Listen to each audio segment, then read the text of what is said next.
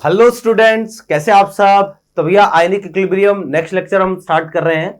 और last class में हमने लगभग सॉल्युबिलिटी कंप्लीट कर ली थी ऑलमोस्ट। ठीक है, एक दो पॉइंट है सॉल्युबिलिटी के रिगार्डिंग, वो हम अभी देख लेते हैं और फिर सॉल्युबिलिटी हम खत्म करके नेक्स्ट जो अपना पॉइंट होगा एसिड बेस टाइट्रेशन, उसकी तरफ बढ़ेंगे। तो आप समझो जरा कि point is simultaneous solubility. Simultaneous solubility कुछ नहीं है, याद करो मैंने केमिकल इक्विलिब्रियम में एक टॉपिक आपको बताया था साइमल्टेनियस इक्विलिब्रियम। ये ठीक वैसा ही टॉपिक है, साइमल्टेनियस इक्विलिब्रियम या साइमल्टेनियस सॉल्युबिलिटी, वही कंसेप्ट लगेगा यहां पर। ठीक है, और यहां पर होगा क्या कि हमारे पास जैसे मान लो दो कोई स्पायरिंगली सॉल्युबल सॉल्ट है, एक तो है AgX, मान लो कुछ इस तरीके का सॉल्ट है AgX सॉलिड, और एक है AgY सॉलिड। ठीक है, ये दो सॉल्ट है और दोनों के दोनों स्पायरिंगली सॉल्युबल है। ठीक, और दोनों को हमने एक ही सॉल्यूशन में मिला रखा है, दिस इज AgY। ठीक है, सेम सॉल्यूशन में है और एक ही सॉल्यूशन में है। ये किस तरीके से आयोनाइज होगा, ये ऐसे ब्रेक होगा Ag प्लस एक्वस और साथ में X माइनस एक्वस। ठीक है, और सेम टू सेम यहां पर क्या आयोनाइजेशन होगा, Ag प्लस एक्वस और यहां पर जो है Y माइनस एक्वस। ठीक है, कि दो हमारे पास जो है वो कोई स्पायरिंगली सॉल्युबल सॉल्ट है, दोनों एक ही सॉल्यूशन में है और दोनों के दोनों कोई एक कॉमन आयन दोनों में है, जैसे Ag प्लस जो है वो दोनों में क्या है, कॉमन है। तो यहां कंसेप्ट लगेगा साइमल्टेनियस इक्विलिब्रियम का या साइमल्टेनियस सॉल्युबिलिटी का। मैंने आपको जो है वो केमिकल इक्विलिब्रियम में भी ये चीज बताई थी कि साइमल्टेनियस इक्विलिब्रियम के केस में हर बार अलग इक्वेशन बनेगी और उसको जो है वो सॉल्व करने का तरीका अलग रहेगा, कंसेप्ट सेम रहेगा। लेकिन जैसे यहां पर पहले मैं इसके बारे में लिख देता हूं कि इफ two sparingly soluble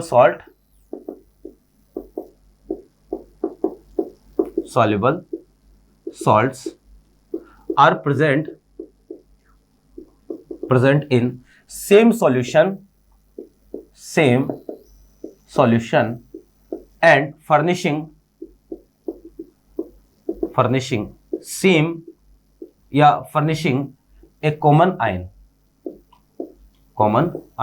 ठीक है, देन तो भैया देखो इस तरह का केस है, एक कॉमन आयन जो है वो दोनों फर्निश करेंगे। मैं ये कहता हूं कि मान लो कि इसके लिए जो KsP है ना, KsP1 और इसका जो KsP है ये है KsP2। इसकी सॉल्युबिलिटी S1, इसकी सॉल्युबिलिटी है S2। T is equal to 0 पर मान लो इसका था हमारे पास Z 0 और 0।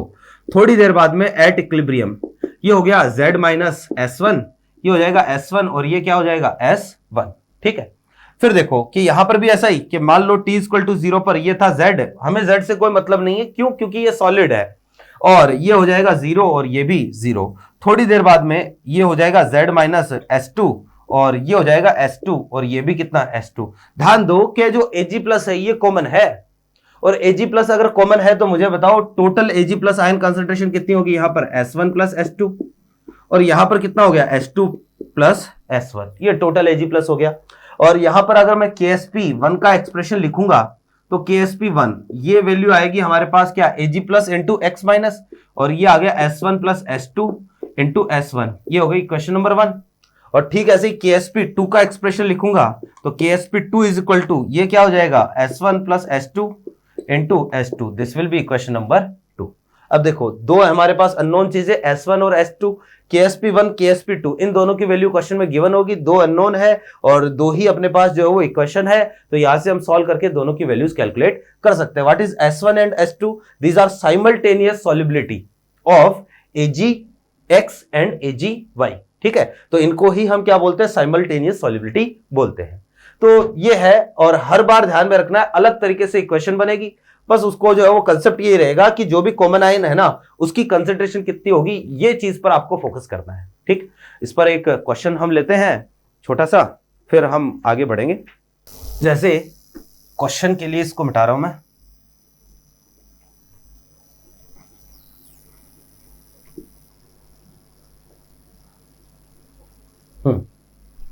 Question is calculate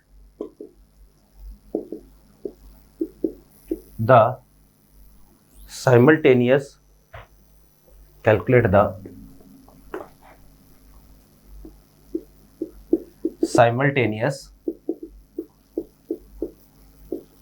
solubility of BaSO4 and BaCrO4, ठीक है, in a solution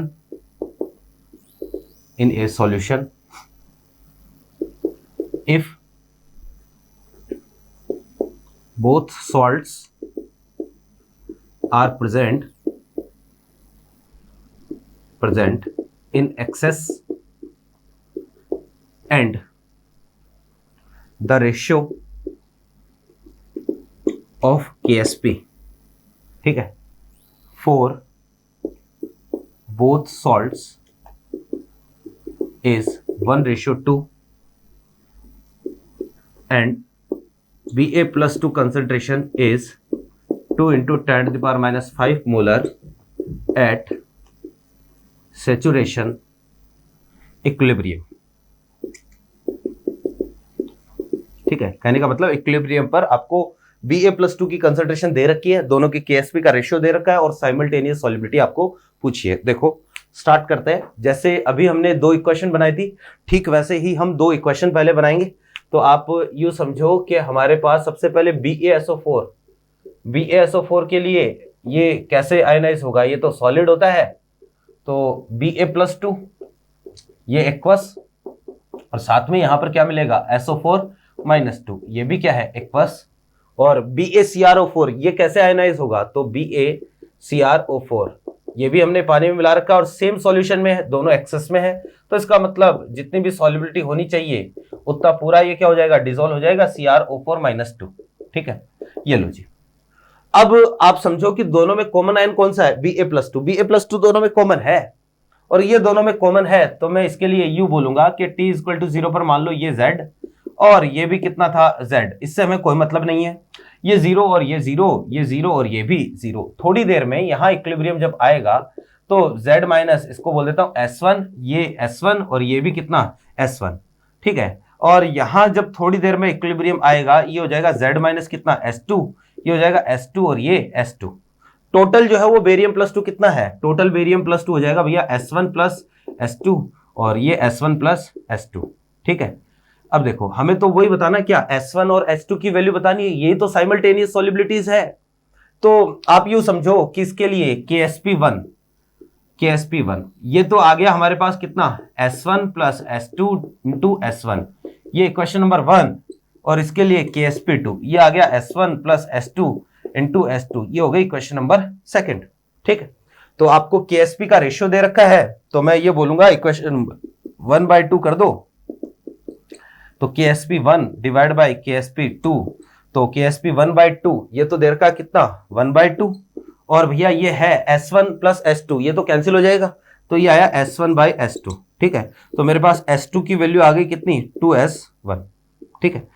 अब क्वेश्चन ने आपको बोल रखा है कि the concentration of Ba+2 at equilibrium, तो Ba+2 की कंसंट्रेशन है कितनी इक्विलिब्रियम पर, Ba+2 है भैया अपने पास S1 + S2 और ये है कितना 2 × 10⁻⁵, ये क्वेश्चन में गिवन है।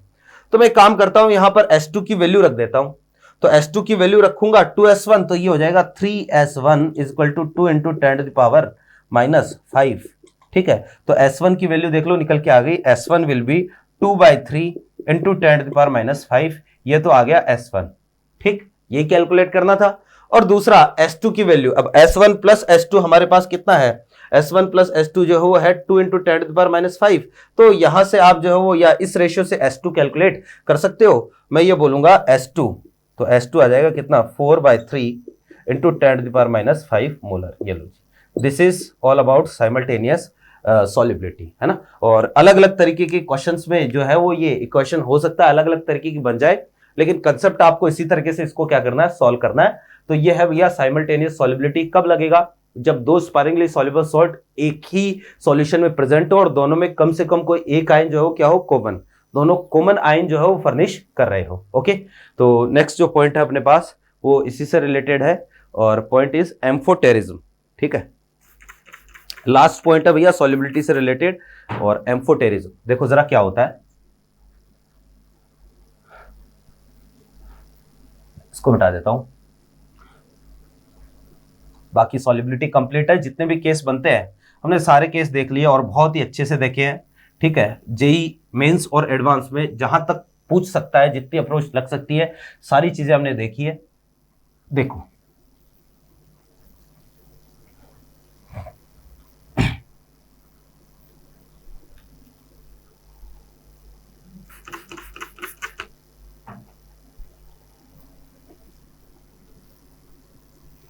हाँ जी, टॉपिक इज एम्फोटेरिज्म।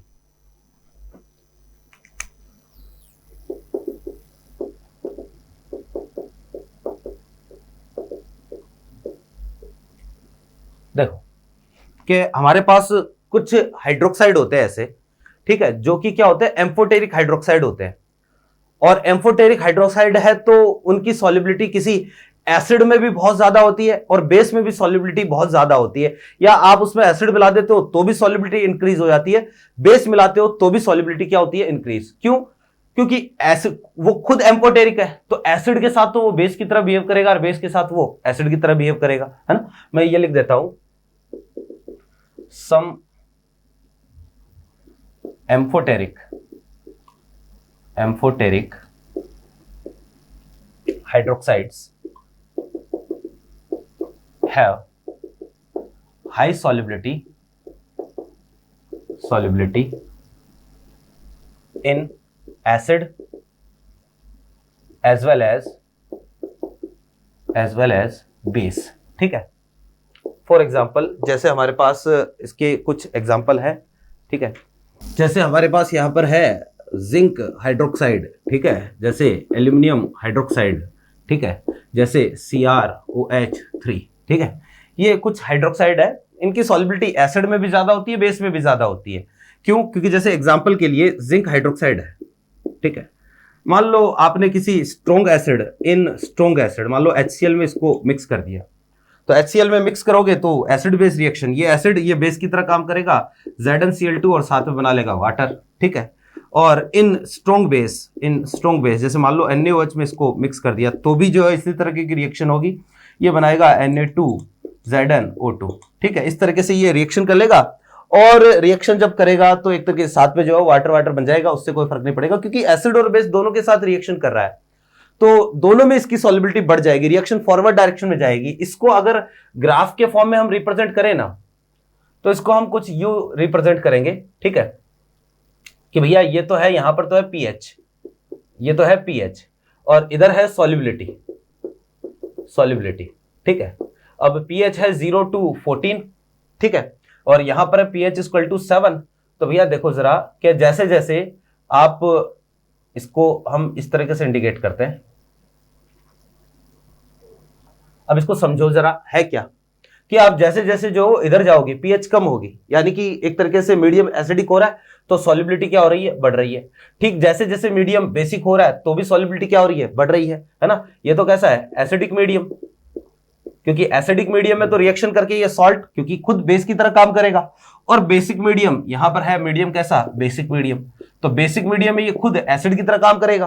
तो एक तरीके से जो दोनों ही मीडियम में सॉलिबिलिटी क्या होगी, बढ़ेगी, और पीएच जब अप्रोक्सीमेटली 7 रहेगी यानी न्यूट्रल पीएच के आसपास सॉलिबिलिटी मिनिमम रहेगी। ठीक है, ये इन सब के लिए ये ग्राफ जिंक हाइड्रोक्साइड के लिए भी है, एल्यूमिनियम हाइड्रोक्साइड या क्रोमियम हाइड्रोक्साइड, इन सब के लिए जो है वो ऐसा ही ग्राफ आपको मिलता है। एक क्वेश्चन जो है वो जैसे मैंने आपको पूछ लिया कि which of the following curve is correct for FeOH3। ठीक है, इसके लिए आपको जैसे 4 ग्राफ मैंने आपको दे दिए। ठीक है, इधर तो है pH इधर है इसके लिए सॉलिबिलिटी। ठीक है, ये है 0 to, ठीक है, pH जो वो इंक्रीज हो रही है इधर जाने पर, आप ऐसे मान लो, है ना। और दूसरा जो ग्राफ है वो इसका U है,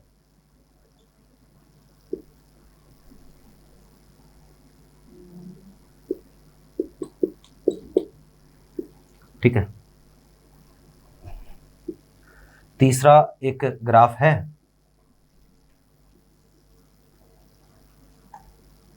ये इसका U है, दिस इज pH 7। ये सॉलिबिलिटी, और चौथा जो ग्राफ है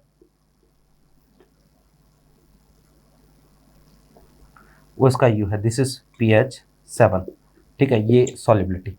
अब मुझे बताओ जरा कि क्या ग्राफ आ सकता है, ठीक है, मुझे बताओ कि जो FeOH3 है ये कैसा है, ये बेसिक है, ये खुद बेसिक है, और खुद बेसिक है तो इसकी सॉलिबिलिटी एसिड में क्या होगी, ज्यादा होगी। एसिड मिलाओगे तो सॉलिबिलिटी बढ़ेगी, यानी कि कम पीएच पर सॉलिबिलिटी क्या होगी, ज्यादा होगी। पीएच जितनी कम होगी, इस तरफ आओगे तो पीएच कम होगी, तो पीएच जितनी कम होगी सॉलिबिलिटी उतनी ही ज्यादा होगी। तो ये है भैया अपने पास केस ऑफ एम्फोटेरिज्म। सॉलिबिलिटी जो है वो कंप्लीट है। सॉलिबिलिटी में जितने भी केस है सारे हमने देख लिए, चाहे वो साइमल्टेनियस सॉलिबिलिटी हो, एम्फोटेरिज्म हो, इफेक्ट ऑफ हाइड्रोलाइसिस हो, कॉमन आयन इफेक्ट हो, सॉलिबिलिटी इन बफर सॉल्यूशन, कॉम्प्लेक्सेशन इक्विलिब्रियम, ठीक है, और एप्लीकेशन ऑफ केएसपी में सिलेक्टिव जो प्रेसिपिटेशन होता है वो हो गया, या एक जो नॉर्मल प्रेसिपिटेशन होता है, सिंपल प्रेसिपिटेशन वो हो गया।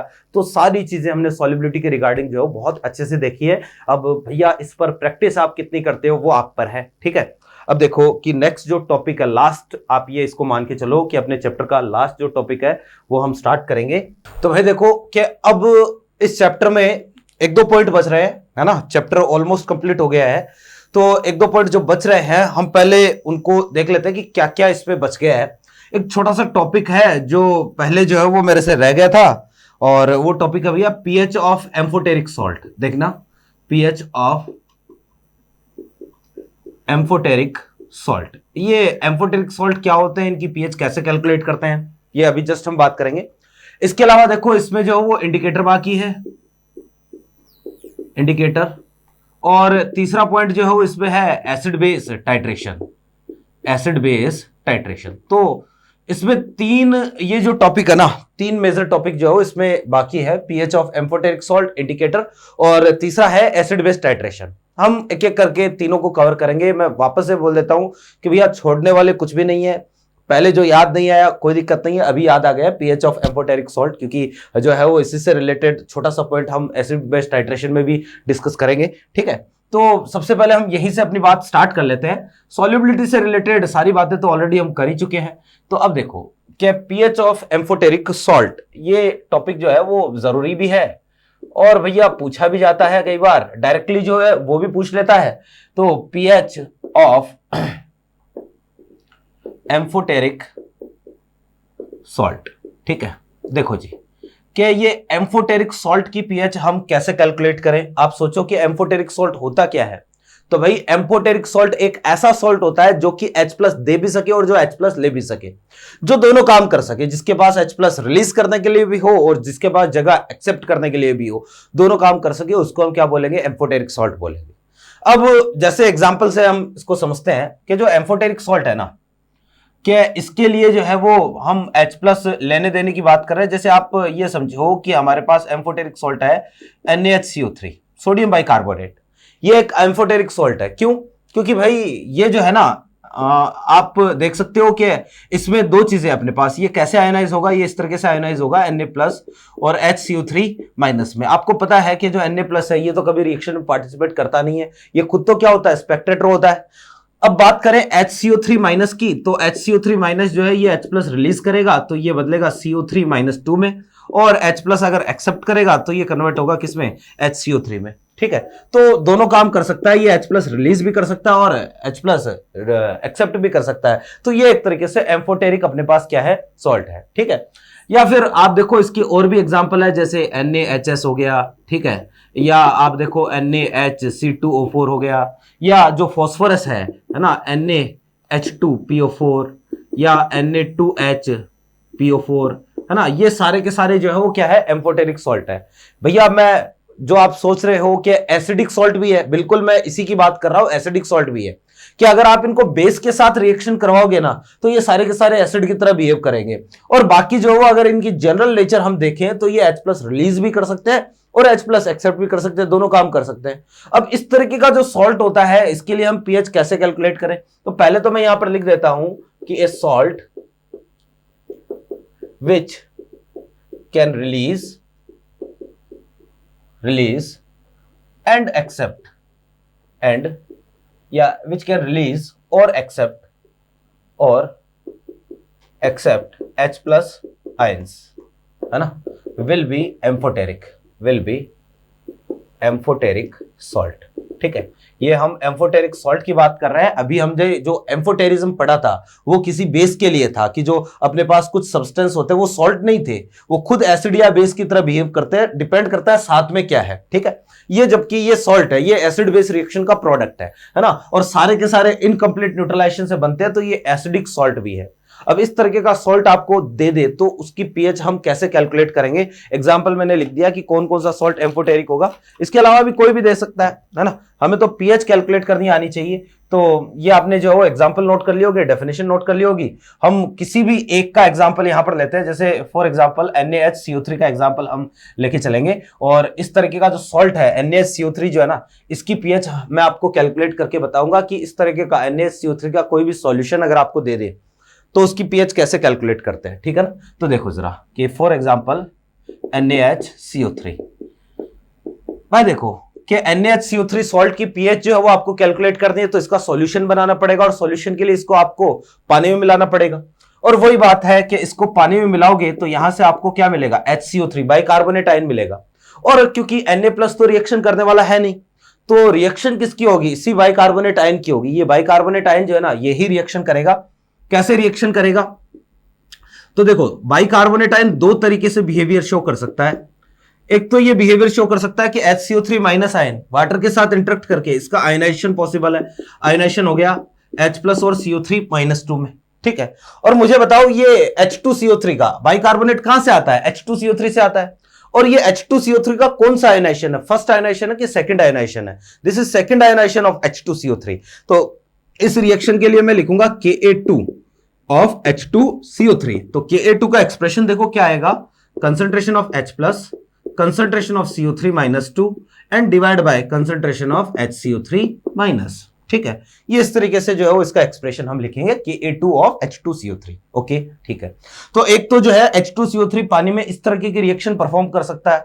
दूसरा जो है वो इसका हाइड्रोलाइसिस भी तो हो सकता है। ध्यान से देखो जरा कि this is the A9 of weak base, weak acid, A9 of weak acid है, और वीक एसिड का एनाइन है तो इसका कुछ हाइड्रोलाइसिस भी होगा।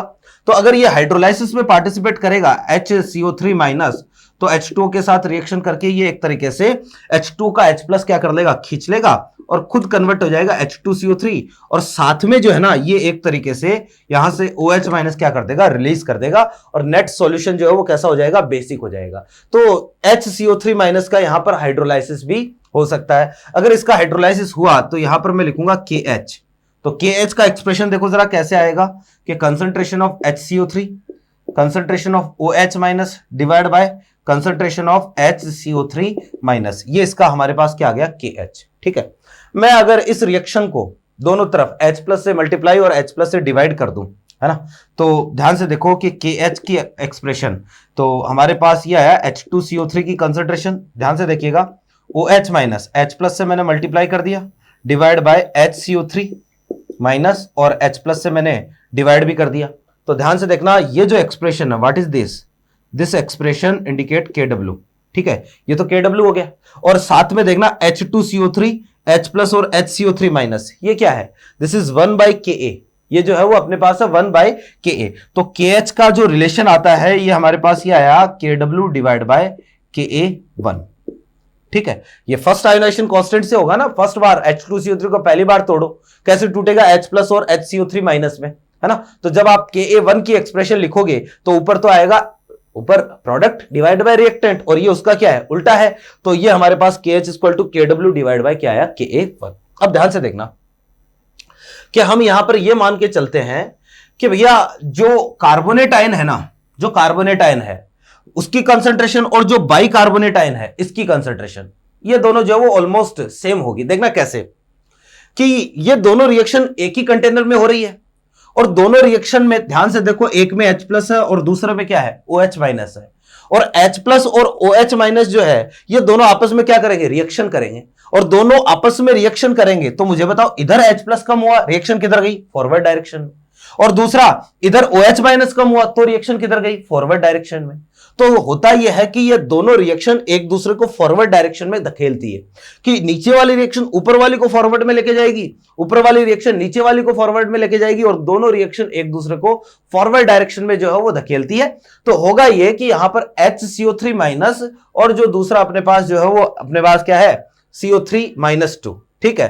या फिर आप यूं कहो कि यहां पर क्या होगा कि जो HCO3 कार्बोनेट है CO3-2 और H2CO3, इन दोनों की कंसंट्रेशन ऑलमोस्ट क्या होगी, इक्वल होगी। कैसे, आप देखो, मान लो ये कितना था, X था, ठीक है। तो इस रिएक्शन में X का जो है वो मान लो Y पार्ट चला गया, तो यहां पर भी तो कुछ जो है वो सेम टू सेम ये का ये यहां पर है कि एक ही सब्सटेंस जो दो अलग अलग रिएक्शन में जा रहा है और दोनों रिएक्शन कंप्लीट हो रही है। इसके एक से इसका भी एक बन रहा है और इसके एक से इसका भी एक बन रहा है। तो यहां पर इन दोनों की कंसंट्रेशन क्या हो जाएगी, ऑलमोस्ट इक्वल ही होगी। तो हम यहां पर ये मान के चल रहे हैं कि भैया ये इसके एक से इसका एक बनेगा और यही सेम चीज जो है वो H2CO3 में भी कन्वर्ट हो रही है। तो दोनों कार्बोनेट और जो H2CO3 है हमारे पास क्या है, सेम है। तो कंडीशन ऐसी है, इसको मैं बोल देता हूं इक्वेशन नंबर 1 और इसको मैं बोल देता हूं इक्वेशन नंबर 2, ठीक है। तो concentration of carbonate CO3-2 will be nearly equal to concentration of H2CO3। अब एक काम कर रहा हूं भैया, मैं इन दोनों को डिवाइड कर रहा हूं, equation number 1 divide by equation number 2। तो अगर हम इन दोनों को डिवाइड करेंगे तो ध्यान से देखो, ये तो क्या आया, Ka2 डिवाइड बाय क्या, KH इज इक्वल टू, यहां पर क्या आएगा, H प्लस की कंसंट्रेशन इंटू CO3-2 की concentration divide by HCO3 minus की कंसंट्रेशन, और यहां पर KH में आ रहा है अपने पास H2CO3 की कंसंट्रेशन, और साथ में जो किसकी कंसंट्रेशन आई, OH माइनस की कंसंट्रेशन, और H2CO3 HCO3 माइनस कहां जाएगा, ऊपर जाएगा। HCO3 क्या हुआ, कैंसिल हो गया। और भैया ये H2CO3 और CO3 क्योंकि दोनों की कंसंट्रेशन ऑलमोस्ट इक्वल है तो ये भी क्या हो गया, कैंसिल हो गया। तो अब हमारे पास बचेगा क्या, यहां पर एक्सप्रेशन आया Ka2 divide by KH is equal to the H plus ion concentration and this is OH minus ion concentration. Clear है। और भाई pH निकालने के लिए हमें क्या चाहिए, हमें H प्लस चाहिए। तो आप देखो कि किसी भी सॉल्यूशन में H plus into OH minus ये किसके इक्वल होता है, KW के इक्वल होता है। तो मुझे बताओ OH माइनस हो जाएगा KW बाय H प्लस। तो इसकी जगह OH माइनस की जगह मैं इसको यूं लिख सकता हूं Ka2 divide by KH is equal to, ये हो जाएगा H plus square divide by KW, है ना, कि OH माइनस आयन कंसंट्रेशन किसके इक्वल हो गई, ये KW divide by H plus. तो OH की जगह जो हो आप ये लिख सकते हो, तो ये आ जाएगा हमारे पास H प्लस का स्क्वायर। क्लियर है। अब यहां पर देखो KH की वैल्यू मैं पुट कर सकता हूं, KW डिवाइड बाय क्या आएगा, Ka1, तो ये मेरे पास आया Ka2 डिवाइड बाय ये KW ऊपर जाएगा क्या, Ka1, और ये आया H plus square divide bye क्या, KW क्या हो गया, कैंसिल। तो यहां से मेरे पास H प्लस स्क्वायर ये वैल्यू आ गई Ka1 इंटू Ka2। ध्यान दो जरा, H प्लस की कंसंट्रेशन आ गई हमारे पास सॉल्यूशन में, और H प्लस की कंसंट्रेशन सॉल्यूशन में आ गई, इसको तो मैं मिटा रहा हूं। एक बार अगर H प्लस आ गया ना तो हम इसको pH में भी क्या कर सकते हैं, मॉडिफाई कर सकते हैं बहुत ही आसानी से, है ना, दोनों तरफ लॉग लेके। तो भैया बाकी काम तो हम कर ही लेंगे अब, क्योंकि मेन काम तो अपना H प्लस निकालना था, H प्लस हमने निकाल लिया। देखो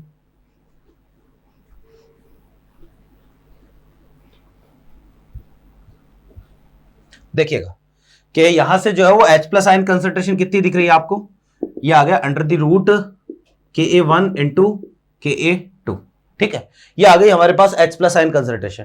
दोनों तरफ लॉग ले लेते हैं, तो मैं इसको यूं लिखूंगा log H plus is equal to, इसको डायरेक्टली लिख दूं मैं, कैसे, ये आएगा भैया लॉग 1/2 लॉग Ka1, ठीक है, ये आ जाएगा प्लस 1/2 लॉग Ka2। देख लो ऐसे लिख सकता हूं, दोनों तरफ माइनस से मल्टीप्लाई कर दो, minus log H plus minus half log Ka1 minus half log Ka2। भैया ये क्या हो गया, ये हो गया pKa, sorry this will be pH, okay, ये pH है, ये क्या हो गया माइनस लॉग Ka1, तो pKa1, तो ये आ जाएगा भैया हाफ कॉमन, अंदर आएगा pKa1 प्लस pKa2, ठीक है भैया जी। ये हमारे पास क्या है, pH का फॉर्मूला है। ध्यान दो जरा, इस तरीके के सॉल्ट के लिए जो pH होती है ना, ये कंसंट्रेशन पर डिपेंड ही नहीं कर रही है। सेम टू सेम केस मैंने आपको एक और सॉल्ट के लिए बताया था, याद करो, वीक एसिड वीक बेस का सॉल्ट, वहां पर भी पीएच जो है वो कंसंट्रेशन पर डिपेंड नहीं करती है। एम्फोटेरिक सॉल्ट, यहां पर भी पीएच कंसंट्रेशन पर डिपेंड नहीं करती है। तो भैया ये हमारे पास केस है, मैं ये बोलूंगा पीएच ऑफ एम्फोटेरिक सॉल्ट, ठीक है, will does not depends on concentration and volume।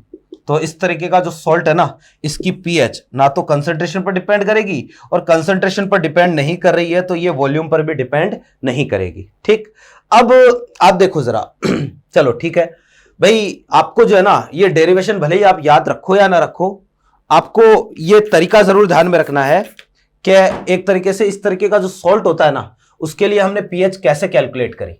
और अलग अलग तरीके के सॉल्ट तो कोई भी हो सकता है, जैसे ये वाला तो डाइप्रोटिक है, मतलब एक तरीके से H2CO3 कैसा है, डाइप्रोटिक, तो 2 आयनाइजेशन कांस्टेंट H3PO4 दे दे मान लो, तो किस तरीके से पीएच हम कैलकुलेट करेंगे।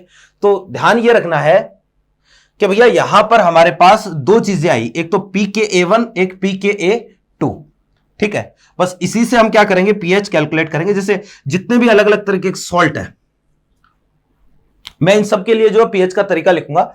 देखो जरा कि हमारे पास एम्फोटेरिक सॉल्ट में एक तो हमने देखा NaHCO3, ठीक है, फिर एक हमारे पास है जैसे मैं ये ले लेता हूं NaH2PO4, ठीक है, एक हमारे पास आया Na2HPO4, ये भी एम्फोटेरिक सॉल्ट है, जैसे हमारे पास आया NaHS, है ना। ये बाकी तो जो है वो सारे हो ही जाएंगे अगर ये आपने ध्यान से पढ़ लिए। तो यहां पर pH इक्वल टू आपने क्या लिखा, pKa1 plus pKa2 divide by 2, ये pH आई। ठीक, अब ध्यान दो कि pKa1 क्या है भैया, यहां पर जो बाइकार्बोनेट आयन है ये H2CO3 के जिस आयोनाइजेशन से बना है उस आयोनाइजेशन का कांस्टेंट प्लस इसके जस्ट आगे वाले आयोनाइजेशन का कांस्टेंट, तो 2 आयोनाइजेशन कांस्टेंट का एवरेज पीएच आ रहा है। यहां पर देखना जरा कि H3PO4 होगा ना एसिड, H3PO4 के कौन से आयोनाइजेशन से H2PO4 माइनस बनता है, फर्स्ट से बनता है। तो यहां पर पीएच की वैल्यू आएगी भैया फर्स्ट का pKa प्लस इसके जस्ट आगे वाला pKa, कौन सा, pKa2 डिवाइड बाय 2, ये पीएच आ गई, है ना। और यहां पर pKa1 क्या है, this is first ionization constant of H3PO4, ठीक है। जैसे यहां पर पीएच की बात करें तो ये कौन से आयोनाइजेशन से बना है, H3PO4 के, ये सेकंड आयोनाइजेशन से बना है, तो पीएच होगी pKa सेकंड प्लस इसके आगे वाला pKa3 डिवाइड बाय 2। ठीक, ये वाला कौन से आयोनाइजेशन से बना है, H2S के फर्स्ट आयोनाइजेशन से बना है, तो पीएच होगी pKa1 प्लस ठीक इसके आगे वाले का pKa का एवरेज, ये लो जी। ठीक है, यहां पर ध्यान रखना हमारे पास pKa1 ये है भैया फर्स्ट, या आप ये कहो कि Ka1, ठीक है, ये है first ionization constant of H3PO4, ठीक है, कि जिस एसिड से बना है, ध्यान रखो एसिड के जिस आयोनाइजेशन से वो बना, वो सॉल्ट जो है ना, वो जिस आयोनाइजेशन से बना उसका pKa और ठीक इसके आगे वाले के pKa का एवरेज, ये जो है वो एम्फोटेरिक सॉल्ट की पीएच निकालने का तरीका रहेगा, जिससे बना है वो और ठीक उसके आगे वाला, दोनों का एवरेज आपको लेना है। यही क्या है, पीएच है एम्फोटेरिक सॉल्ट की। ठीक है, बाकी कोई कंसंट्रेशन पर डिपेंड नहीं करती है इस तरीके के सॉल्ट की पीएच। तो भैया this is all about pH of amphoteric salt. तो ये एक छोटा सा पॉइंट था, डिस्कस करना जरूरी था, तो क्योंकि भाई आगे जो है ना हम जब एसिड बेस टाइट्रेशन पढ़ेंगे तो उसमें इसके बारे में एक छोटा सा पॉइंट आएगा, और कई बार जो डायरेक्टली फॉर्मूला भी आपसे पूछ लेता है, ठीक है ना। कंसंट्रेशन पर तो डिपेंड करेगी नहीं इस तरीके के सॉल्ट की पीएच। फिर देखो नेक्स्ट टॉपिक हम स्टार्ट करने जा रहे हैं भैया, इसमें इंडिकेटर। पहले हम इंडिकेटर पढ़ेंगे, फिर इसके बाद में हम पढ़ेंगे भैया एक तरीके से जो एसिड बेस टाइट्रेशन है वो, ठीक है। तो देखो इंडिकेटर,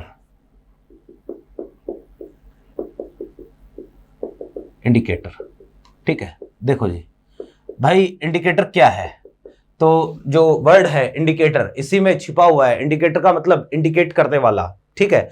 अब क्या इंडिकेट करेगा, तो इंडिकेट करेगा भैया रिएक्शन कंप्लीट होने के बारे में, कि भाई रिएक्शन कंप्लीट हो चुकी है, इस चीज को इंडिकेट करेगा। ठीक है, देखो जरा क्या होता है कि जो टाइट्रेशन होते हैं, मैंने आपको रेडॉक्स में भी टाइट्रेशन के बारे में थोड़ा बताया था।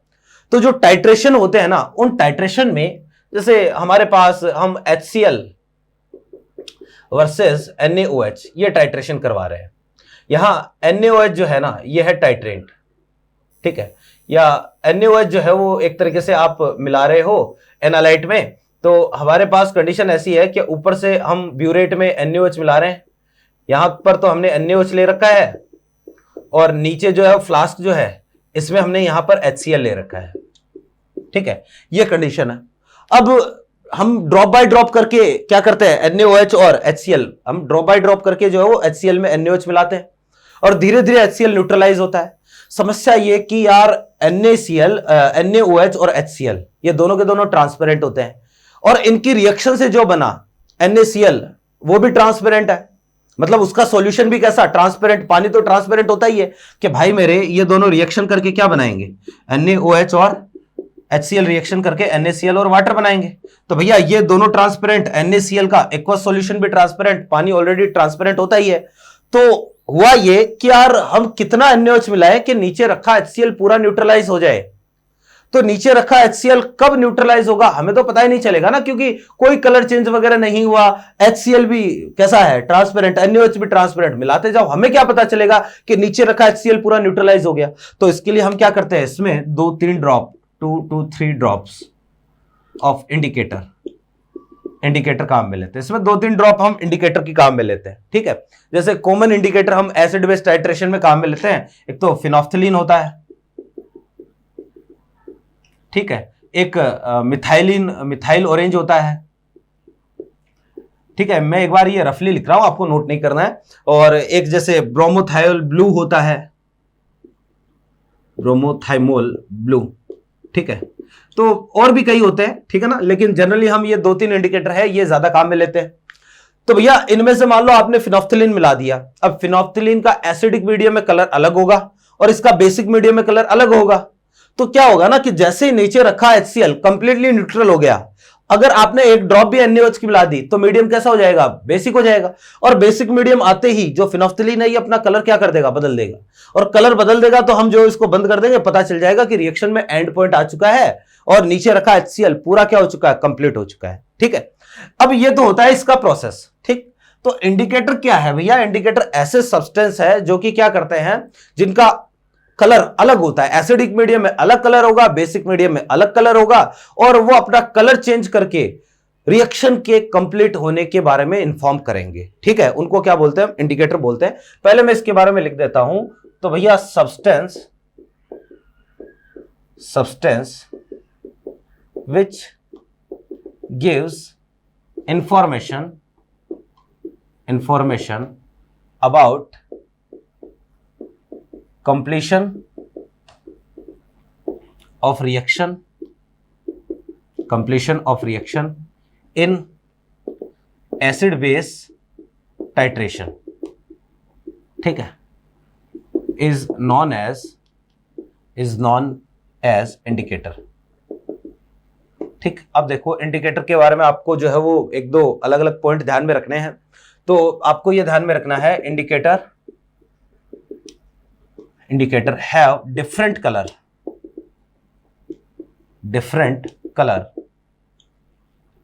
in acidic and basic medium, ठीक है, कि इनका जो है वो कलर क्या होता है, अलग अलग होता है, एसिडिक मीडियम में अलग होता है, बेसिक मीडियम में कलर अलग होता है, और जैसे ही मीडियम चेंज होता है तो इंडिकेटर का कलर क्या हो जाएगा, बदल जाएगा, और जिसकी वजह से आपको एक तरीके से रिएक्शन के कंप्लीशन के बारे में इंफॉर्मेशन मिलेगी, ओके। अब देखना जरा कि ये तो ठीक है, इंडिकेटर हो गया।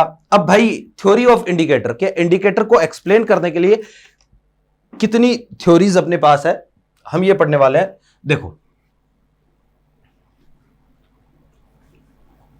थ्योरी ऑफ इंडिकेटर,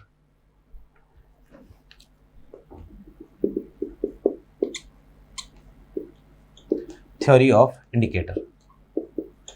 तो भैया देखो इंडिकेटर को एक्सप्लेन करने के लिए, अच्छा ये वाला टॉपिक जो है ये पहले तो मैं आपको वैसे भी बता चुका हूं कि नीट के लिए हम ये चीजें नहीं पढ़ रहे हैं, ये केवल जेई के लिए ही है, ठीक है ना। तो वैसे भी मैं पिछली क्लास में ही अनाउंस कर चुका हूं कि नीट के बच्चों के लिए सिलेबस पूरा हो गया है, तो कोई नहीं देख रहा होगा, देखो तो आपकी मर्जी, अच्छी बात है।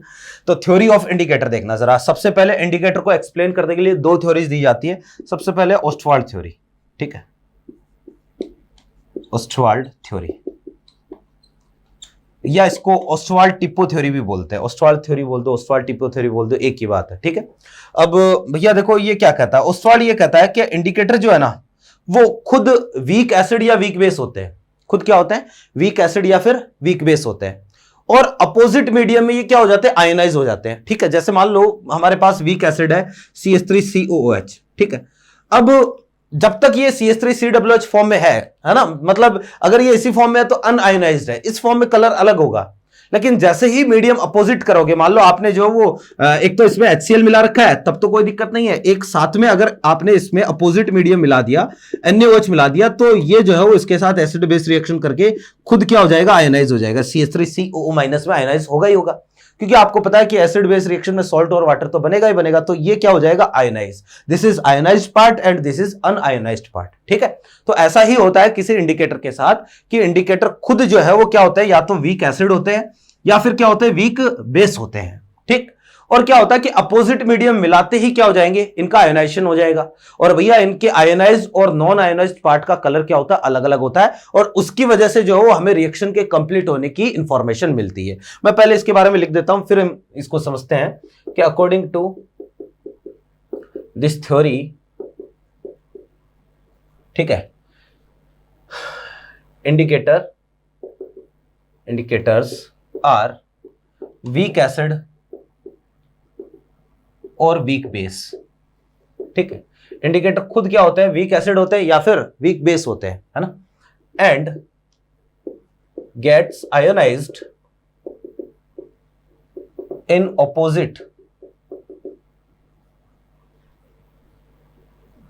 ऑपोजिट मीडियम, ठीक है। और भाई जैसे ही मीडियम अपोजिट होगा, ठीक है, तो क्या हो जाएंगे? आयोनाइज हो जाएंगे।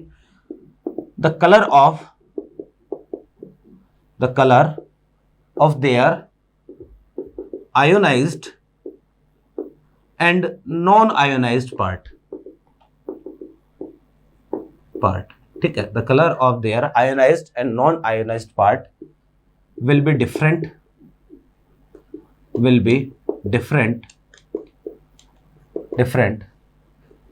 ठीक है। तो इनके आयोनाइज्ड और नॉन आयोनाइज्ड पार्ट का कलर क्या होगा? अलग होगा। और भाई इसी कलर चेंज की वजह से, है ना, कि भाई आयोनाइज्ड का कलर अलग था और नॉन आयोनाइज्ड का कलर अलग हो गया, तो कलर चेंज होगा। जैसे एंड पॉइंट आएगा तो कलर क्या होगा? चेंज होगा। और कलर चेंज होगा तो इसी से आपको क्या मिलेगी? इंफॉर्मेशन मिलेगी। जैसे ये कहता है, एग्जाम्पल के लिए आप देखो फिनोफ्थलीन,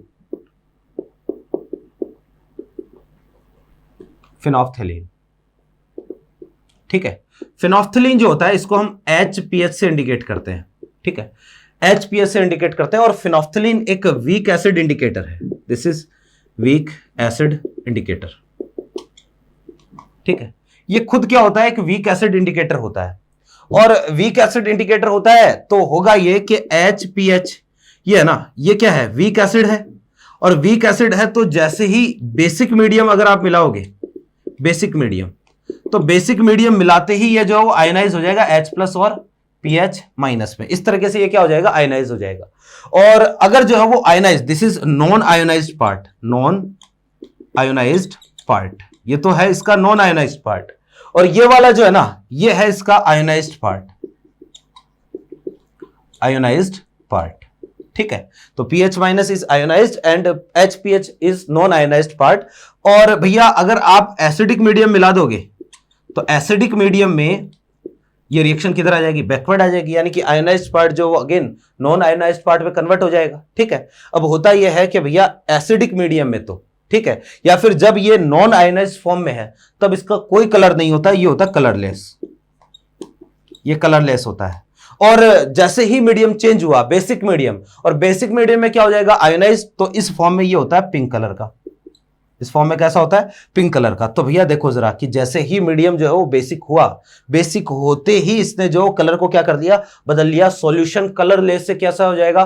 पिंक हो जाएगा। जैसे अभी हमने देखा था ना कि भाई नीचे तो है हमारे पास HCl और ऊपर से आप क्या मिला रहे हो? NaOH मिला रहे हो। समस्या ये भी ट्रांसपेरेंट, ये भी ट्रांसपेरेंट। अब कैसे पता चलेगा कि रिएक्शन कंप्लीट हो गई है? तो इसमें 2-3 ड्रॉप आप किसकी मिला दो? फिनोफ्थलीन की मिला दो। अब फिनोफ्थलीन वीक एसिड है, एसिडिक मीडियम में तो इसका आयनाइजेशन होगा नहीं, तो जैसे ही धीरे धीरे पहले NaOH मिलाओगे तो पहले स्ट्रॉन्ग एसिड और स्ट्रॉन्ग बेस की रिएक्शन होगी, जैसे ही नीचे रखा पूरा HCl न्यूट्रलाइज होगा, वैसे ही अगर एक ड्रॉप भी NaOH की एक्स्ट्रा आ गई तो नीचे मीडियम कैसा हो गया, बेसिक, और बेसिक मीडियम आते ही फिनोल्फ्थालीन क्या हो गया, आयनाइज हो गया। आयनाइज होते ही कलरलेस से कैसा हो जाएगा, पिंक हो जाएगा, और पिंक हो जाएगा तो हम बोल देंगे कि रिएक्शन कंप्लीट हो चुकी है। हम जो है वो NaOH मिलाना बंद कर देंगे, जो भी आपको पैरामीटर चाहिए वो हम कैलकुलेट कर लेंगे। ठीक है, तो ये एक तरीके से फिनोल्फ्थालीन का केस है।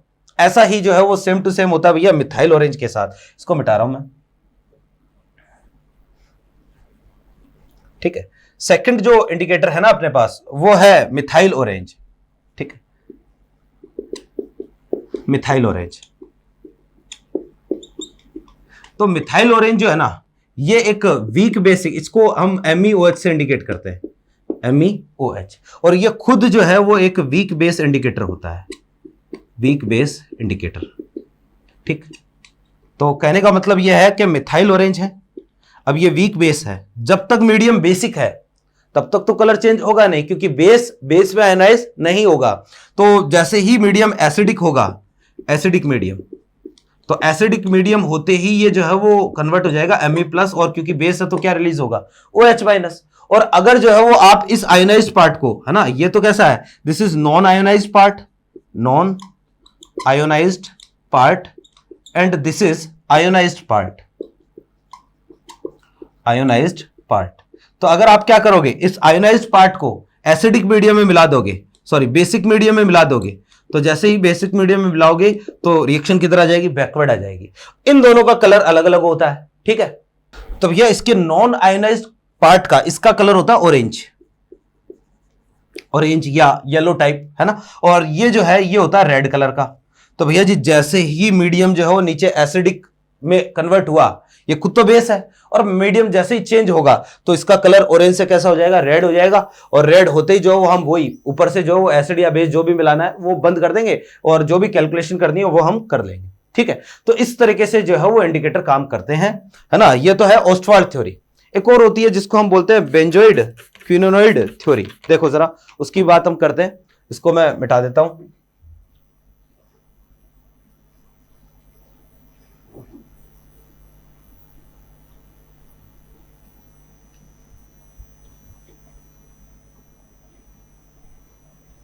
तो भैया ये तो है अपने पास सिंपल सा, और ज्यादातर हम इसी कंसेप्ट को काम में लेते हैं एक तरीके से, है ना।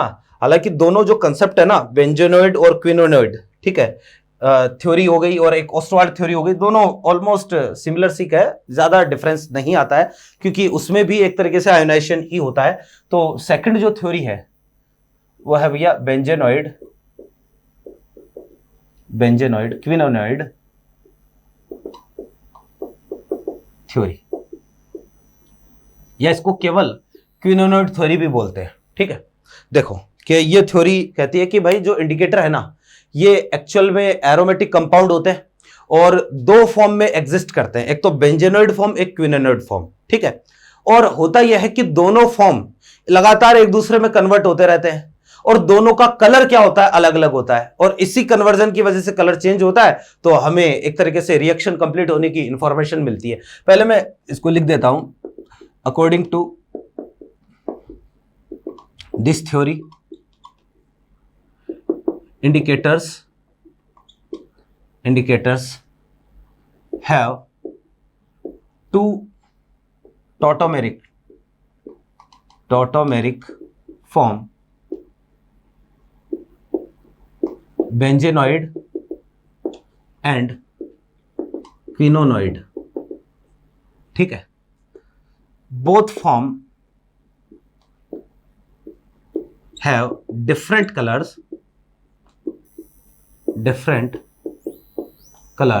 ठीक है।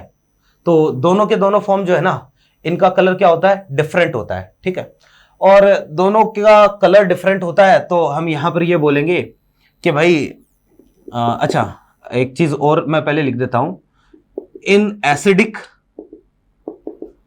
और basic medium both forms will interchange to each other।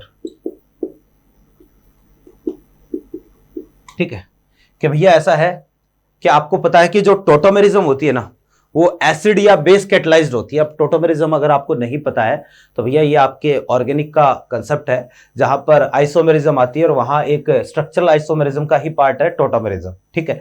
तो टोटोमेरिज्म क्या होती है अभी यहां पर इतना ज्यादा काम में नहीं आएगा, मैं आपको इसको स्ट्रक्चर से बताता हूं। जैसे एग्जाम्पल के लिए आप फिनोफ्थलीन को देखो, फिनोफ्थलीन, ठीक है। तो जो फिनोफ्थलीन है ना, इसकी स्ट्रक्चर कुछ यूं होती है। फिनोफ्थलीन कुछ ऐसा होता है,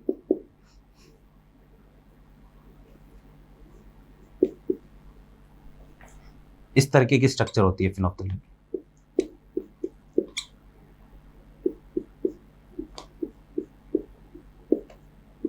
दिस इज फिनोफ्थलीन, ठीक है। अब होता यह है सॉरी कि इस फॉर्म को हम बोलते हैं बेंजेनॉइड फॉर्म, बेंजेनॉइड फॉर्म। और ये कलर होता है, इसका कोई कलर नहीं होता, ये बेसिकली कलरलेस होता है, ठीक है। अब होगा ये कि जैसे ही इसमें आप एसिड या बेस मिलाओगे, जैसे मान लो आपने इसमें बेस मिला दिया, बेसिक मीडियम मिला दिया, तो बेसिक मीडियम मिलाते ही ये जो H+ है यहां से ये क्या होगा, रिलीज होगा, और H+ रिलीज होगा तो ये वाला फॉर्म जो है वो इस फॉर्म में कन्वर्ट हो जाएगा।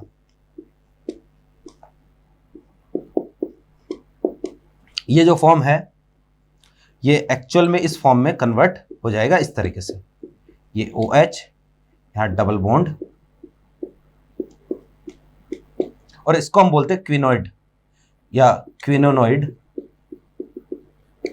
और इसका जो कलर होता है ये एक्चुअल में होता है पिंक कलर का।